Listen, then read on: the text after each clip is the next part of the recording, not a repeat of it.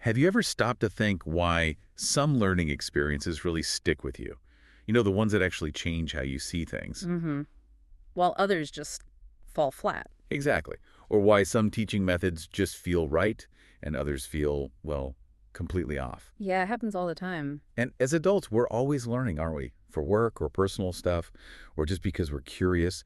It never really stops. But under the surface of every, course or seminar or even a self-help book, there's actually a philosophy Right, a core set of beliefs about what learning even is. and who you are as a learner and what Yeah. the whole point of it all is, really. And those beliefs, those often quite old assumptions, they deeply shape the whole experience, Right. whether we realize it or not. Totally. They influence how adult education is designed, how it's delivered, everything. Mm. And so today, that's exactly what we're doing. We're taking a deep dive into the philosophical foundations of adult education. We're drawing heavily from John Elias and Cher Merriam's work here. It's quite comprehensive. Yes, excellent stuff. We want to uncover the big theories that have shaped how adults learn. And our mission, I guess, is to pull out the key ideas. Connect theory to, your actual experiences. And hopefully give you a bit of an aha moment about your own learning path. Exactly, because this dive will show you adult education isn't just one thing. No, not at all. These philosophies, they aren't just academic exercises. They represent really different ways of thinking about human potential. About society, about knowledge itself. It's fundamental stuff. It really is.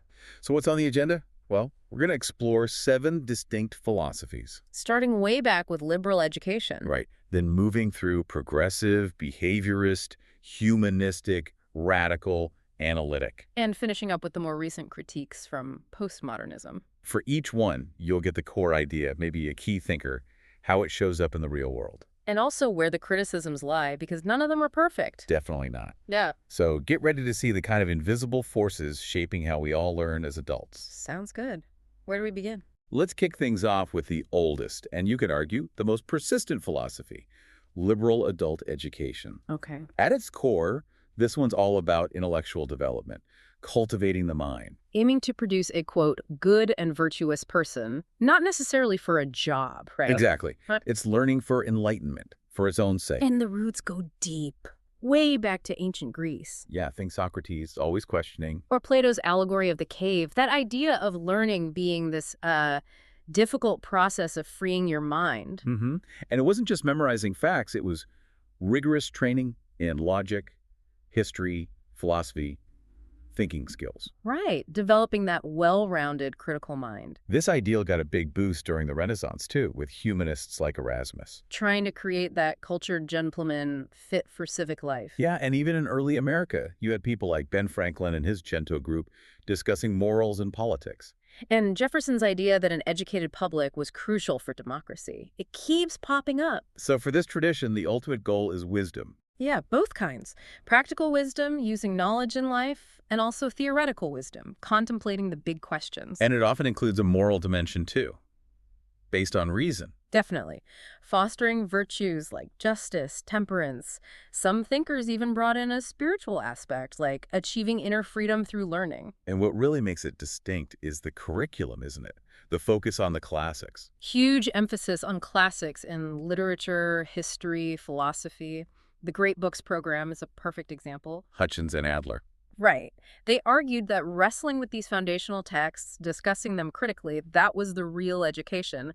The books themselves were the teachers. It often gets tagged as elitist, historically speaking. It certainly started that way, but people like Arnold Toynbee argued that adulthood, later adulthood especially, is actually the perfect time for these kinds of studies. The highest level of education for adults, he called it. Yeah, and you see echoes today in things like Elder Hostel or learning and retirement programs, people learning purely for the love of it. But it does face pushback. The elitism charge still sticks sometimes. Mm-hmm. And the whole canon debate, is the list of great books too focused on dead white European males? Right. Calls for more multicultural perspectives. Yeah. E.D. Hirsch versus people like Richard Rorty. And then there's the criticism that it doesn't focus enough on science or practical skills needed for, say, the job market. Okay, so that's liberal education. Let's shift gears now to progressive adult education. Okay, a different flavor entirely. If liberal education is learning for its own sake, progressive education sees learning as a tool, a tool for social change. Right? It's much more learner-centered, focused on experience, very democratic in feel, and often has a practical, even vocational side to it. And this really grew out of the wider progressive movement in politics and society, didn't it? Absolutely. Deeply rooted in American pragmatism. And the key figure here, undoubtedly, is John Dewey. Dewey. He wasn't just describing education. He saw it as vital for improving society. He really put education right at the heart of social reform. Democracy and education. So his big idea was that education isn't just about fitting into the world as it is. No, it's about equipping you to change it, to make it better. So what are the core principles here? How did that translate? Well, first, a much broader view of education. It's not just school. Right. It's everything: family, work, community, anywhere you pick up values, skills, knowledge. Exactly. Enculturation, socialization. And second, a huge shift towards the learner. Learner-centered. Totally. Focusing on your needs, your interests, your experiences, your life becomes a resource for learning, not something separate from it. And that naturally led to different teaching methods. Oh, completely. They rejected the old assign, study, recite model. Instead, the emphasis was on problem solving, projects, activities, kind of like applying the scientific method to learning, figure out a problem, try solutions, see what works. Which must have changed the teacher's role quite a bit. Dramatically. From the oracle of authority, as Lindemann put it, to more of a guide, a pointer out. Malcolm Knowles saw the teacher as a helper, a consultant, learning with the student. And Knowles' whole concept of andragogy, principles for teaching adults, comes straight out of this progressive thinking, doesn't it? Deeply rooted in it, yes. That focus on adult experience, self-direction, problem-centered learning. So how did this play out in terms of social change? Were there specific programs? Yeah, Lindemann's quote is famous. All successful adult education groups sooner or later become social action groups. Wow. A prime example is the Highlander Folk School in Tennessee. Oh, yeah. Training civil rights leaders, labor organizers. Exactly. Using education directly to fuel social movements. Community education initiatives like the Mott Foundation's work also fit this mold. And its influence today. Is it still around? Its ideas are absolutely alive, even if the label progressive isn't always used. It heavily influenced humanistic education. With the learner-centeredness. Right, and radical education's focus on social change. Even behaviorism picked up on its emphasis on scientific methods. But it's not without critics either. No. Some argue it can make the definition of adult education too broad, almost meaningless if everything is education. Like just living life. Sort of. And sometimes it gets accused of favoring science or job skills over the humanities, maybe losing some of that deeper intellectual development from the liberal tradition. Okay, makes sense. Let's pivot again now to something quite different. Behaviorist adult education. Right. A very different lens. This approach is all about observable behavior. Understanding it, predicting it, controlling it. Yeah, it focuses on what you can see and measure the external actions rather than digging into internal thoughts or feelings. It's about stimulus, response, environment. And philosophically, this comes from? You can see links to materialism, the idea that reality is just matter and motion, and humans are complex machines. And also empiricism, the belief that knowledge comes only through the senses, valuing hard data. Very scientific in its outlook. It does sound very scientific. Who are the big names driving this? Well, you have Pavlov and his dogs showing classical conditioning controlling responses by controlling stimuli. The salivating dogs, right? The very same. Then John B. Watson, a real leader of behaviorism, who basically said psychology is the science of behavior. And maybe most influential for learning theory was B.F. Skinner. Skinner, operant conditioning. That's the one. Focusing on voluntary behavior and how consequences, reinforcement, both positive and negative, and punishment shape what we do. He had some pretty radical ideas, didn't he, about freedom? Oh, yeah. His book, Beyond Freedom and Dignity, argued that personal freedom is essentially an illusion. Wow. And that by scientifically controlling behavior, we could actually create a better society. A direct challenge to ideas of autonomy. That is provocative. So how does this very controlled scientific view translate into actual adult education practices? It shows up in very practical, structured ways. Think about behavioral objectives. The goals, measurable outcomes. Yeah. Exactly. You see it in accountability movements in education, the push for evidence-based practices. It demands clear proof of learning. And specific teaching methods. Programmed instruction is a classic example. Think early teaching machines or structured computer-based training that guides you step by step, maybe branching based on your answers. Okay. Also, competency-based education, especially in vocational training. Defining specific skills, measuring if you've mastered them to a set standard, it's all very behaviorist. So very useful for skills training, workplace learning, where precise outcomes are needed. But definitely, HR development, continuing professional education, even some literacy programs rely heavily on these principles. But it must face some serious criticism, too. That quote about freedom being an illusion. Oh, absolutely. It's often slammed as being cold, inhumane, ignoring the richness of human experience, creativity, emotion, subjective meaning. Just focusing on the mechanics. Pretty much. Some see it as just a tool for managing people, serving bureaucratic needs rather than individual growth. And the ethical concerns about controlling behavior are significant. Yeah, I can see that. Postmodernists, I imagine, would have issues, too. Big time. They critique its scientific certainty and the idea that the learner's control in these systems is real, rather than just an illusion created by the program designer. Okay, quite a contrast. Let's move now from that external focus to something much more internal.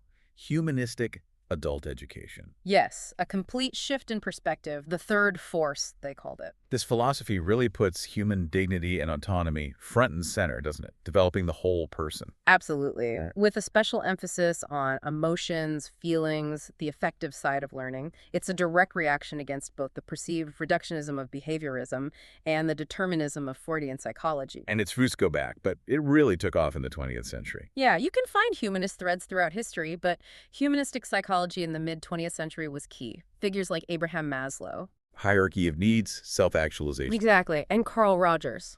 Client-centered therapy, the fully functioning person. Right. They provided the psychological foundation for this educational philosophy. So if behaviorism sees us as shaped by environment, what are the core humanist assumptions about us as learners?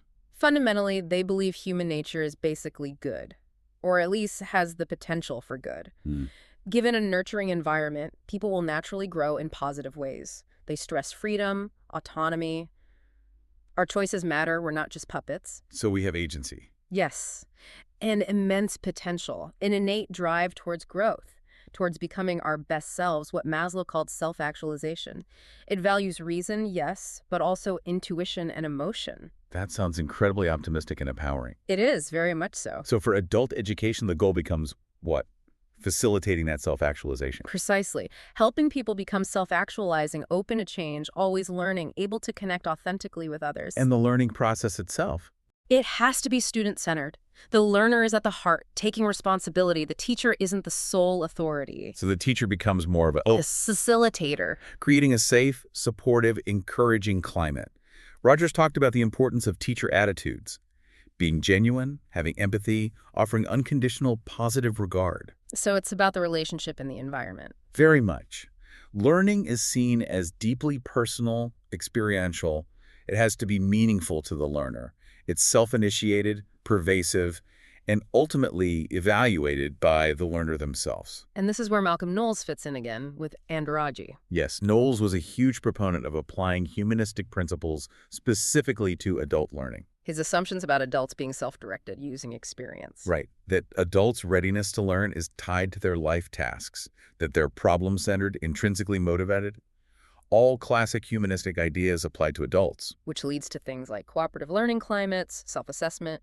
Exactly. Though, as we mentioned, there's still debate on whether andragogy is a full theory or more a set of useful guidelines. But regardless, the influence of humanism seems massive in adult education today. Undeniable. Think about personal development workshops, sensitivity training, self-help groups, coaching, mentoring. So much of that draws directly from humanistic ideals of personal growth and potential. Okay, now let's take another turn into the more challenging territory of radical and critical adult education. Right, moving beyond individual growth to societal structures. The core idea here is pretty strong. Education shouldn't just pass on culture. It should actively work to change society, challenge the status quo. Yeah, it sees existing society as often fundamentally unjust or oppressive, and education as having a role in liberation. Where does this come from? It sounds quite different from the others. It pulls from various streams. There are anarchist roots like Ivan Illich arguing for deschooling society. Getting rid of schools altogether? Pretty much, seeing them as manipulative institutions. But the biggest influence probably comes from the Marxist socialist tradition. And that brings us to Paulo Freire. The key figure, absolutely. His work, especially Pedagogy of the Oppressed, is foundational. What was his central message? It revolved around concepts like humanization versus dehumanization.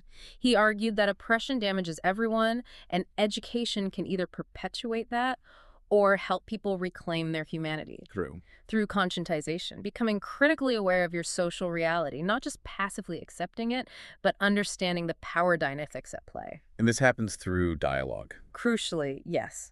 Through praxis, that cycle of action and reflection done collectively. He famously attacked what he called banking education. Where the teacher just deposits information. Exactly. Into passive students. He advocated instead for problem-posing education, where learners and teachers together analyze their reality and figure out how to change it. So learning becomes inherently political. Absolutely. His literacy work wasn't just about learning letters. It was about using words tied to people's lives to spark critical discussions about their situation, about power, about oppression. And his influence spread widely. Immensely. Thinkers like bell hooks explicitly drew on Freire, combining his ideas with feminist and anti-racist perspectives to create a revolutionary pedagogy of resistance. Focusing on how systems like white supremacy or sexism distort education. Precisely. And beyond Freire, you have streams like critical social theory coming from the Frankfurt School. Focusing on knowledge as ideology, on power. Right. And feminist pedagogy, analyzing how education often reinforces patriarchal structures and working to center women's experiences and voices. So the common thread is really this idea that education is never neutral. It's always taking a side, consciously or not. That's the core message. It's either upholding the existing system or challenging it. What's been its actual impact on mainstream adult education?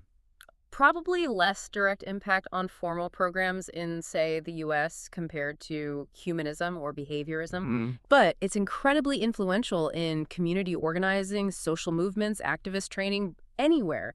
Education is explicitly linked to social justice and change. It forces us to ask uncomfortable questions about power and purpose in education. Right. Okay, let's switch modes again to something that sounds almost the opposite. Analytic philosophy of adult education. Yeah, this one's less about changing the world and more about clarifying the words we use to talk about it. So not building big theories, Yeah. but analyzing language. Exactly. The focus is on conceptual clarity, using logic, analyzing definitions, identifying ambiguity, philosophy as a tool for clear thinking about education. And this comes from the broader analytic philosophy movement, Wittgenstein. Largely, yes. Wittgenstein's idea that philosophy's job isn't to create new systems, but to clear up linguistic confusions, to leave everything as it is in terms of the world, but clearer in terms of language. So it's about making sure we know what we mean when we say adult education or learning. Precisely. Eliminating vague slogans, fuzzy thinking. It might involve looking at different types of definitions, examining borderline cases like, can you educate a rock? No. Can you self-educate? Maybe, but it's an interesting case. Okay. So how did this play out specifically in adult education? Key figures here were British philosophers like K.H. Lawson and R.W.K. Patterson. And what did they argue? Patterson initially took a very strict line. He argued that only traditional liberal adult education really qualified as education because it focused on knowledge and understanding for its own sake. So vocational training wouldn't count? Not as education in his strict sense, no. More like training. Lawson later broadened the view a bit, but they both stressed the importance of disciplined thinking, rationality, intellectual development. Did they set criteria for what counts as genuine adult education? Yes.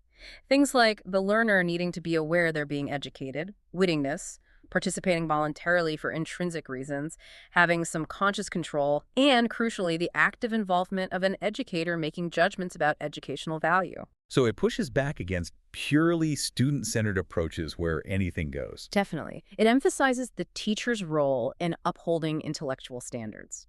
And what about a social purpose? Did they see one? Generally, no. They argued education's primary commitment is to knowledge and truth, not to specific social or political agendas, whether radical or conservative. Keep education focused on the intellectual. What are the strengths and weaknesses here? Clarity seems like a big plus. Huge plus. It brings rigor, challenges jargon, forces clear thinking. It's a valuable antidote to fuzzy language. But the downsides? Critics sometimes accuse it of essentialism, acting like words have one fixed, correct meaning. Hmm. There's also the charge of having a rationalist, perhaps elitist bias, potentially narrowing the scope of what gets valued as adult education. And is it truly value-free? Prioritizing rationality is itself a value choice. Interesting point. Okay, last stop on our philosophical tour, postmodernism and adult education. Right, the one that questions everything. This is basically a reaction against the big ideas of modernity, isn't it? The Enlightenment project. Exactly. It's deeply skeptical of things like universal truth, objective knowledge, grand narratives like progress or reason, even the idea of a stable, unified self. So it embraces uncertainty, fragmentation. Very much so. Complexity, multiplicity, irony. It challenges neat categories and traditional forms of authority. It emerged in the late 20th century, reflecting shifts towards a post-industrial, information-saturated, maybe more cynical world. So what are these grand narratives or meta-narratives it rejects? Things like the belief in inevitable scientific progress, the universal triumph of reason, overarching political theories like Marxism that claim to explain everything, even the narrative of Western cultural superiority. Postmodernism says, hold on, let's question those big stories. And sees knowledge differently, too. Yeah, not as objective truth waiting to be discovered, but as something constructed, provisional, and deeply intertwined with power. Who gets to define what counts as knowledge? That's a key postmodern question. Foucault is central here. Okay, so how does this critical gaze apply to the other philosophies we've talked about? It must clash with most of them. Oh, definitely. It critiques liberal education's reliance on great truths and foundational texts as potentially just ideological indoctrination. Undermining the canon. Pretty much. It questions progressive education's faith in experience, asking if it might just integrate people uncritically into existing systems. Behaviorism. It rejects its scientific claims and sees its control as illusory. Humanism. Even that comes under fire. Yeah, while acknowledging its influence, postmodernism critiques the idea of the stable, autonomous, self-actualizing individual as a kind of cultural myth. A Western myth, perhaps. Often, yes.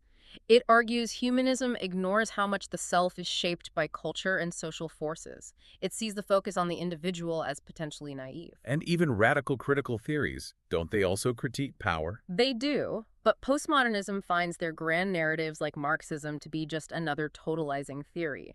Too simplistic, too reliant on rational argument in a world often driven by non-rational forces. So, if it's deconstructing everything, does postmodernism offer any positive suggestions for adult education? It's more about fostering certain sensibilities. Robin Usher talks about reflexive contextualization, acknowledging that learning goals are always partial, context-bound, never absolute, embracing ambiguity, uncertainty, phenomenalism, and de-differentiation, blurring the lines between formal education and learning that happens everywhere else in life, work, community, leisure. So less structure, more fluidity, more questioning.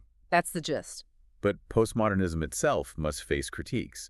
It sounds like it could lead to paralysis. That's a major one. If there's no truth, no foundation, how do you decide anything? How do you act? It's accused of being contradictory, using reason to attack reason, relativistic, potentially undermining any basis for ethics or political action. Wow, okay, that's quite a journey through 7 very different ways of looking at adult learning. It really covers a lot of ground, doesn't it? What strikes me, listening back, is how interconnected they are, even in their opposition. Absolutely. They're constantly reacting to each other, borrowing bits, refining ideas. Humanism grabs the learner-centered piece from progressivism. Radicalism pushes the social change angle much harder. Behaviorism takes the scientific element in a completely different direction. It's a conversation across centuries. And you can see these underlying tensions still playing out today, can't you? Oh, definitely. That core debate is education primarily about transmitting established knowledge, like in the liberal view? Or is it about facilitating personal experience and relevance, like progressivism and humanism emphasize? Right. Or is it about developing specific measurable skills, as behaviorism suggests, or fundamentally changing power structures, like the radical critiques demand? And then postmodernism hovering over it all, questioning the very foundations of each approach. It keeps the field dynamic, that's for sure. No easy answers. So why does understanding all this matter for, someone listening? someone involved in learning as an adult? Because these philosophies aren't just abstract theories, they shape everything. How so? They influence the attitudes educators bring, the values embedded in programs, the methods used, the way success is measured. They create the learning environment you step into. So being aware of them helps you understand why a course feels the way it does, or why a teacher acts a certain way. Exactly. And it empowers you as a learner, too. Oh. Well, this whole journey encourages you to think about your own philosophy of learning. What do you believe about it? What works best for you and why? Do you lean towards one approach? Like, are you more of a humanist learner, seeking personal growth? Or maybe you prefer the structure of behaviorist skill building in certain contexts? Or the intellectual rigor of liberal learning? Or maybe you take an eclectic approach, picking and choosing. Which many people do. The key is being conscious about those choices, understanding the assumptions behind them. It really shows that adult education isn't static. It's this living, breathing field that changes as society changes. Constantly evolving, constantly debating its own purpose. So maybe the final thought for everyone listening is this. Now that you have a map of these underlying beliefs, these different philosophies, what principles are going to guide your own learning journey going forward? And maybe even how might the way you choose to learn shape the world around you, even in small ways?